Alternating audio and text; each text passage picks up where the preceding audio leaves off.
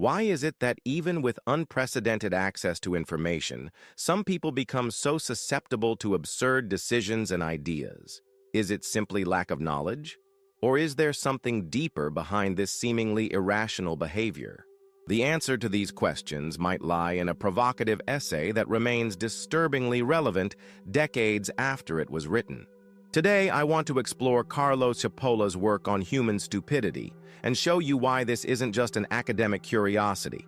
It's a silent epidemic that's eroding our collective ability to think critically and make rational decisions. What you're about to discover might fundamentally change how you see the world around you. Carlo Cipolla was an economic historian and professor at the University of California, Berkeley, who in the 1970s dedicated himself to studying and classifying the various types of human folly. He believed that most of us ignore the immense destruction caused by stupidity. According to him, we easily recognize the effects of evil, corruption, and greed, but we tend to ignore the damage caused by human stupidity. I've encountered this blindness everywhere, in daily life, in politics, on social media. You've probably met someone who fervently defends a political leader or public figure, regardless of the controversial statements that person makes. We've all seen these passionate devotees who praise their idols despite glaring flaws in logic and judgment. Cipolla wrote his essay to help correct this dangerous blind spot. As he put it, his work was the result of a constructive effort to detect, know, and thus possibly neutralize one of the most powerful and obscure forces that hinder the growth of human welfare and happiness. To develop his theory, Cipolla classified people into 4 groups based on the effects their actions have on themselves and others. First, there's the category of the helpless, those whose actions produce a loss for themselves but a gain for another person. Second is the category of the bandit, someone whose actions produce a gain for themselves but a loss for others. The third category is that of the intelligent, people who behave in such a way as to produce a gain for themselves as well as for others. And finally, there's the category that most intrigued Cipolla, the stupid. These are people driven by an innate tendency to make senseless decisions, even when these choices clearly harm their own interests. This behavior frustrates, confuses, and threatens the functioning of any society. In his essay originally published in 1976, Cipolla enumerated 5 basic laws of human stupidity. The first law states something that should terrify us all. Always and inevitably, everyone underestimates the number of stupid individuals in circulation. Albert Einstein supposedly said, "Two things are infinite, the universe and human stupidity." And I'm not sure about the universe. This isn't just a clever quip. It's a warning we've failed to heed. Not only do we tend to underestimate the number of stupid people in society, but we also underestimate how many surround us in our own social circles. But as Cipolla warns, this is a dangerous illusion. Large portions of the population are willing to think and act stupidly, and they frequently do so. The implications are staggering when you really think about it. The second basic law reveals something even more unsettling. The probability of a person being stupid is independent of any other characteristic of that person. Being rich, educated, beautiful, or influential doesn't prevent anyone from being stupid. Stupidity transcends nationality, social class, income level, and education. As Cipolla wrote, whether you move in distinguished circles or take refuge among the headhunters of Polynesia, whether you lock yourself in a monastery or decide to spend the rest of your life in the company of beautiful and lascivious women, you will always have to face the same percentage of stupid people, a percentage that will always exceed your expectations. In other words, there's nowhere to hide from the effects of stupidity. It's an equal opportunity destroyer of rational thought. Cipolla's third basic law reveals the truly irrational and unpredictable character of stupidity. A stupid person is a person who causes losses to another person or to a group of people while gaining nothing, and even possibly incurring losses themselves. This is what makes stupid people so dangerous. Most of us oscillate between different categories. Sometimes we act helplessly, sometimes like bandits, and occasionally with intelligence. But stupid people, are consistently destructive. Even without any personal advantage, they frequently make decisions that harm others and themselves. Cipolla even identified a class of super stupid who take their destructive behavior to another level. Unlike common stupid people who hurt others without gaining anything for themselves, the super stupid constantly harm both themselves and others through their actions. I've watched this play out countless times. People making decisions that benefit no one, least of all themselves, yet persisting in these destructive patterns with inexplicable determination. They're not evil. Evil at least has motivation. They're not seeking personal gain like bandits. They're simply destroying value wherever they go. Most people don't recognize this threat, which leads us to the fourth basic law. Non-stupid people always underestimate the damaging power of stupid individuals. We constantly forget that dealing with stupid people infallibly turns out to be a costly mistake. This is where critical thinking breaks down. We assume that because we're rational, we can predict and control others' stupidity. But stupid people are fundamentally unpredictable, and our failure to grasp this makes us vulnerable to their destructive influence. The damage caused by a stupid person depends on two crucial factors. First is their innate level of stupidity. Some people seem genetically programmed to act in profoundly destructive ways. The second factor is far more terrifying: the amount of power and social influence they possess. The German theologian Dietrich Bonhoeffer observed that stupidity and power go hand in hand. The more power someone has, the more they tend to stop thinking critically. Power isolates people from honest feedback. When you surround yourself with yes-men and flatterers, your understanding of reality becomes distorted.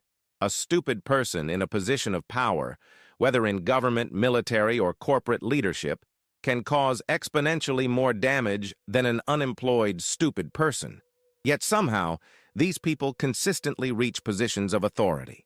How does this happen?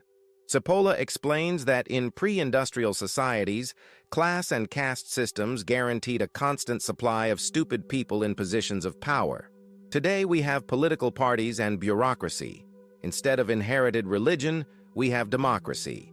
Here's the uncomfortable truth. Within democratic systems, general elections become extremely effective instruments for ensuring the constant maintenance of stupid people among the powerful.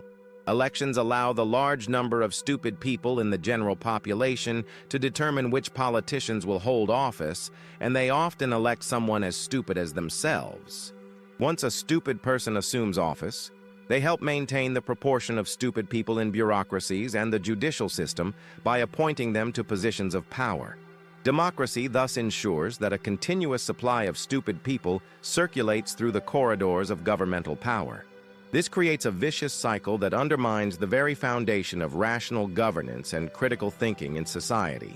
Another reason stupid people represent such a threat is that most of us fail to detect their stupidity and defend against their actions. Cipolla argues that stupid people are far more dangerous than bandits because, at least with a bandit, there's a reason for their behavior. The bandit wants personal gain. Their actions, while immoral, are still rational and somewhat predictable. Not so with stupid people. As Cipolla explains, a stupid creature will harass you for no reason, without any advantage, without any plan or scheme, and at the most improbable times and places. You have no rational way of telling if, when, how, and why the stupid creature attacks. When confronted with a stupid individual, you're completely at their mercy. Since their actions don't conform to rules of rationality, you're usually caught off guard by their attack. Even when you recognize what's happening, you can't organize a rational defense because the attack itself lacks any rational structure. This brings us to the fifth and final law. A stupid person is the most dangerous type of person. Stupid people act without logic or clear motive. Their actions cause gratuitous harm, impoverish society, and destroy lives, including their own. When they occupy positions of great influence, the damage amplifies exponentially. I've witnessed this destruction firsthand in various spheres of life. Politicians making policies that benefit no one, business leaders destroying profitable companies through incomprehensible decisions, and ordinary people supporting movements that clearly harm their own interests. The consequence is almost always social ruin. Politicians and opportunists may exploit this stupidity, but it's the truly stupid followers who make large-scale destruction possible. Cipolla believed the only way to prevent stupid people from destroying society is to increase the number of individuals who act intelligently. Stupid people don't change categories, but bandits and helpless people can learn to act with intelligence. If there are enough intelligent people, their actions, always aimed at mutual benefit, can compensate for or neutralize the damage caused by the stupid. The problem is that current trends point in exactly the opposite direction. Social forces are pushing people away from intelligence toward the other categories. Paternalistic governments encourage passive behaviors by reducing consequences for helpless behavior. Meanwhile, the cult of wealth and consumption creates such excessive desire for money and status that many become social bandits, acting unethically to achieve their goals.